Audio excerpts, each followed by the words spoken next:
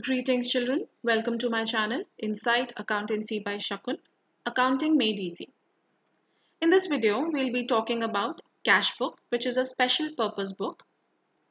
The contents of this video are Cash Book, double column cash book, ledger posting with the help of a double column cash book or ledger posting in general, and an example based on it. So double column cash book and ledger posting. We have already discussed about the preparation of double column cash book in detail in my previous videos. For more details, you can always click on the I button. In this video, I'll again be taking up a question of double column cash book, but I will also be explaining ledger posting in detail. Okay, so before we talk about ledger posting, we should understand that what is the meaning of ledger. Now the transactions, they are recorded in the journal and thereafter they are transferred in the relevant account in the ledger. As you know, the accounting process means recording the transactions in journal, thereafter posting to the ledger, then preparation of trial balance, and finally the financial statements to know the profit or loss of a business concern. So preparation of ledger is very important. Ledger is a book which contains in a summarized and classified form a permanent record of all the transactions. It is a very important book because on the basis of ledger only the trial balance is prepared and from the trial balance the financial statements can be prepared. That is why ledger is also called as a principal book of account. Ledger is also called as a book of final entry. Why? Because all the transactions which are recorded in the book of original entry. Which is the book of original entry? Journal. So all the transactions which are recorded in the book of original entry or the journal, they are transferred or they are posted to the ledger accounts. So that is why ledger is also known as book of final entry. Basically, ledger is a master record of all the accounts in a business. So under one head only, all the information relating to that particular head is shown in the ledger accounts. It basically summarizes the effect of all the transactions on assets, liabilities, capital, incomes, and expenditures. Now, why is ledger important? Because it gives us the complete information of a particular account. It also provides us information of the various incomes and expenses. It helps in the preparation of trial balance and it obviously helps in the preparation of your final accounts. Now let's have a look at the format of ledger. So the format of ledger is as you can see on the screen where we have all the columns mentioned. DR and CR also needs to be mentioned. The right hand side is the CR side and the left hand side is the DR side. You need to write the name of the account while making the format. All these things are very important and the students tend to lose marks if DR and CR or the name of account is not mentioned. Now if you look at the ledger, this ledger account, the format, you can see it is a T-shaped account.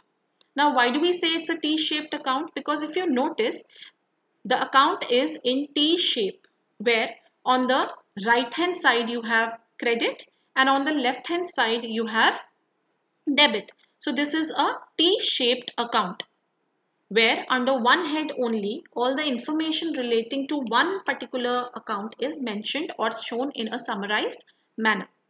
Now under the date, we need to write the date of the transaction.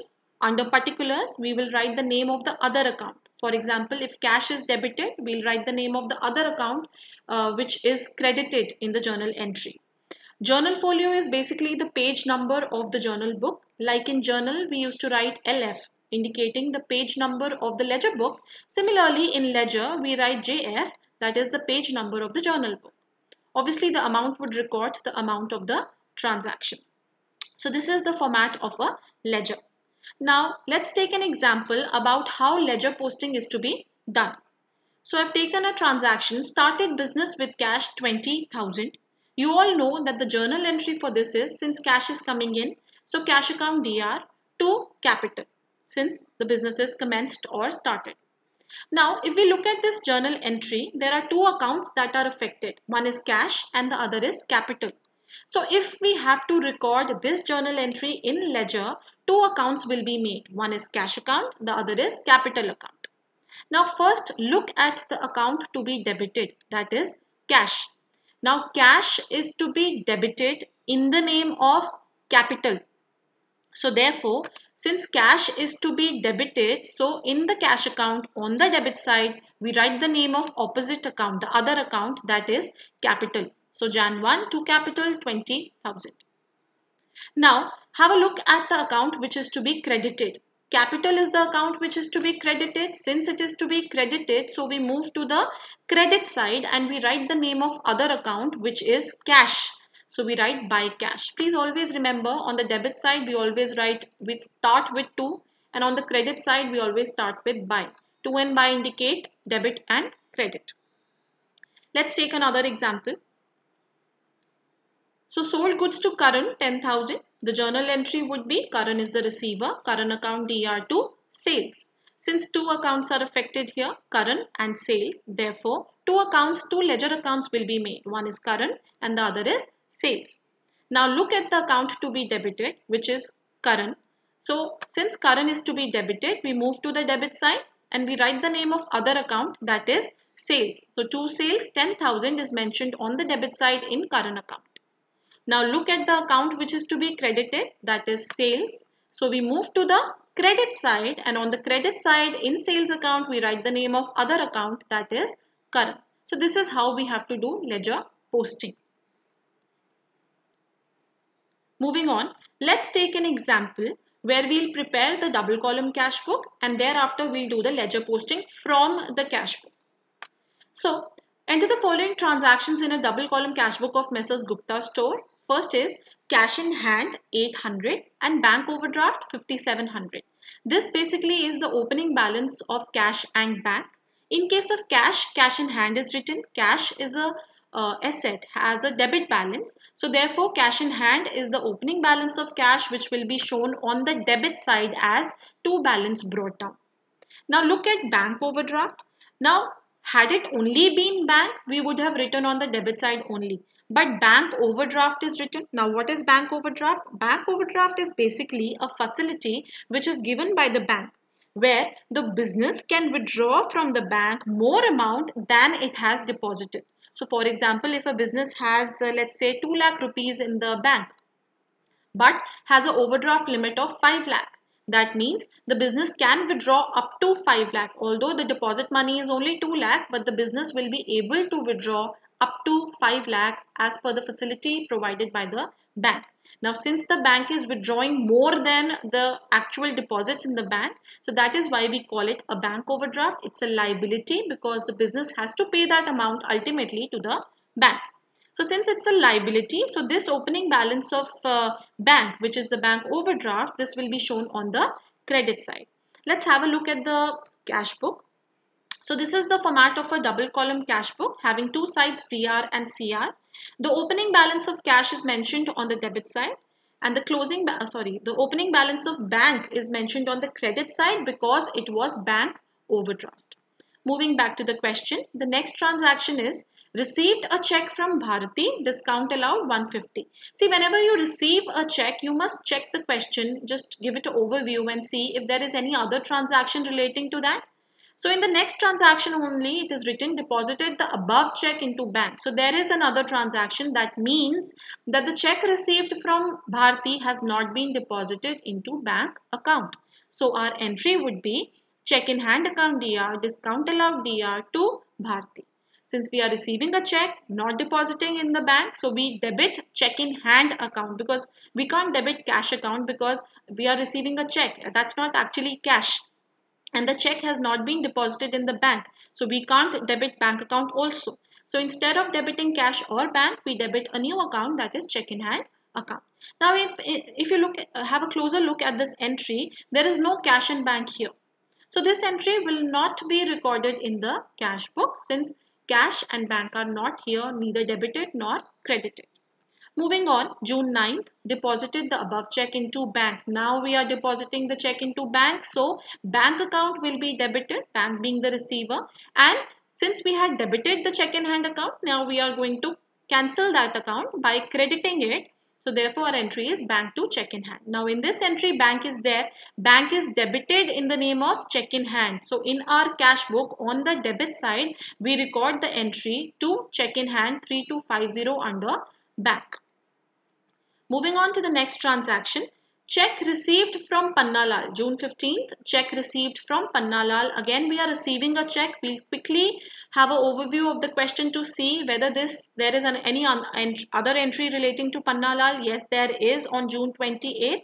Therefore, we'll assume that the check which we have received from Pannalal has not been deposited into the bank.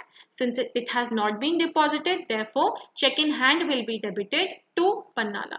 So this June 15 entry will also not be recorded because neither cash nor bank is debited or credited in the transaction. Moving on, June 20, Bharti's check returned dishonored. Now I would like to show it that how dishonor entry will be shown. Now in case of dishonor, that means that you had sent the check to the bank but it was returned dishonored due to many reasons. There can be many reasons for that. Maybe there was not sufficient balance or there was an error on the check. There may be many reasons. So we need to pass a reverse entry there. Now let's look at the entries relating to Bharti. First was on June 7 for which we passed this journal entry, and the next was on June 9, deposited the above check into bank for which we passed this journal entry. Now have a look at these entries.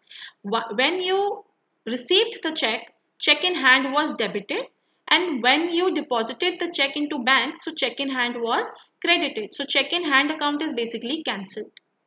For passing the reverse entry, your reverse entry would be, look at Bharti. Bharti had a CR balance, therefore Bharti will be debited, and bank had a DR balance, therefore bank will be credited. So our entry will be Bharti to bank. See, please note that I have not incorporated discount, although in this entry, discount also has to be credited. There should have been two discount account here.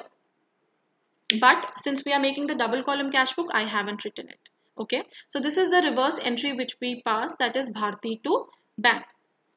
Now we have to see that how this entry will be recorded in our cash book. Let's have a look at that. So since bank is credited in the name of Bharti, so on the credit side we record by Bharti 3250. Moving back to the question, next transaction is Pannalal's check was endorsed to Kamal. So Kamal being the receiver will be debited, and while receiving Pannalal's check, check in hand was debited. So therefore now we are crediting check in hand. So neither cash or bank nor bank is here. So this transaction will also not be recorded in the double column cash book. Moving to the last transaction, income tax paid by check. Income tax is on the income of the proprietor. So therefore capital or drawings account can be debited, and since the payment is made by check, so therefore to bank. Again, this transaction will be recorded on the credit side in the bank column in the name of capital, or it can be drawings also. So we've put all the transactions here. Now we need to do the balancing. For balancing, you need to take one thing at a time. Let's take up cash. So in cash, find out the total of DR and CR. In DR side, we have 800. On the CR side, we have nil, 0. So obviously 800 is greater. We'll write 800 on both sides. 800 minus 0, that is the credit side total, will give you 800 only, which is the closing balance of cash by balance carried down. Why do we say carried down? Because we are going to carry it to the next accounting period. Okay. Now let's take a bank. On the debit side we have 3250. On the credit side we have 9100. So obviously 9100 is greater. We'll write 9100 on both sides. From this we'll subtract the lesser total and we'll get the balancing figure as balance carried down 5850. Now these closing balances, they have to be transferred to the next accounting period. The accounts are closed on June 30. So that means on July 1 we need to transfer these opening balances. The cash balance is on the credit side. This will be transferred to the debit side while we carry it forward. So on the debit side we write on July 1 to balance brought down, because it has been brought down from the previous period. So to balance brought down 800. On the same logic, the bank balance, the closing balance of bank, since it appears on the debit side, it will be transferred to the credit side on July 1 to balance brought down 5850. So this is how you will do the balancing and how you will bring it down. So this was all about the double column cash book. Now let's learn that how we can do ledger posting from the double column cash book. Now for that, I think you all know that the debit side in a double column cash book is the receipt side and the credit side is the payment side.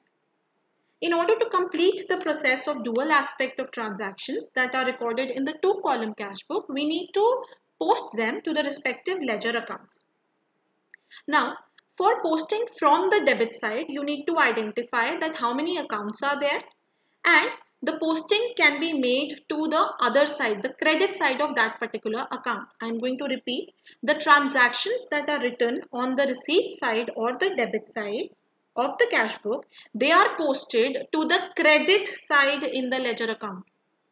Similarly, the transactions that are written in the payment or credit side of the cash book are posted to the debit side of the respective ledger accounts. Let's understand this in more detail. Now look at the receipt side and leave aside the balance brought down and carried down. They are not posted. Instead of balance carried down and brought down, is there any other account that is mentioned here? Yes, check in hand account is there. So that's the first ledger that we need to make. Now look at the credit side, leave aside the balances. In addition to the balances, we can see Bharti account here. So that's the second ledger which we need to make. And we can also see capital account here. That's the third ledger. So while posting from this double column cash book, we need to make three accounts. That is check in hand account, Bharti account and capital account. So see, I've made three ledger accounts, check in hand, Bharti and capital. Now let's go back to our double column cash book. Now look at check in hand. Now check in hand is written on the debit side in the cash book. So in check in hand, we will pass the entry on the credit side. Okay. So let's have a look. In check in hand, we will pass the entry on the credit side. Why? Because check in hand appeared on the debit side in the cash book. So therefore, in check in hand, we'll mention it on the credit side by bank 3250. Also, if we look at the journal entry, let's try to crack this with the help of the journal entry also. The journal entry was bank to check in hand. So, like we used to do the posting, we can look at check in hand. Since we are making the check in hand account, let's look at check in hand. Check in hand has to be credited in the name of bank. So therefore, on the credit side, we write by bank. Moving on, let's look at Bharti now. So Bharti appears on the credit side in the double column cash book. So therefore in Bharti's account, we will mention the posting on the debit side. So in Bharti's account on the debit side, we'll write to bank 3250. Since Bharti appeared on the credit side in the cash book, therefore in Bharti's account, we are making the posting on the debit side. It's the opposite. Now, if we look at the journal entry, our entry was Bharti to bank. See, you can directly do the posting also, but I am also showing it with the help of a journal entry. So, if we look at Bharti, Bharti's account has to be debited. So, on the debit side, we write the name of opposite account, that is bank. This is how we do the posting. So, you can follow either of the one method. I am explaining both to you. Now, let's look at capital. Again, capital appears on the credit side in the double column cash book. Therefore, in capital account, we are going to post on the debit side. Therefore, in the capital account on the debit side, we write to bank 150. Also, we can again come to know about this debiting with the help of the journal entry also. Our entry was capital to bank. Look at capital account. It is to be debited in the name of bank. So, therefore, we write to bank on the debit side. So this is how you are required to do the ledger posting. Please note that writing DR and CR is very, very important. 1/4 of your marks are cut if you do not make proper formats in boards. So making proper formats is very, very important. So I hope this is clear to everybody. On the basis of this, you have to attempt question number 6 to 14 from your TS Garewal. You must have already done it as a part of your homework for double column cash book. You can do the ledger posting in whichever question it is asked and submit.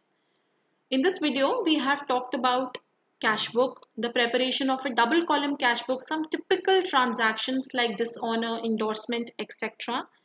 Then we also talked about ledger posting from the double column cash book, and also ledger posting from a simple journal entry along with the help of an example.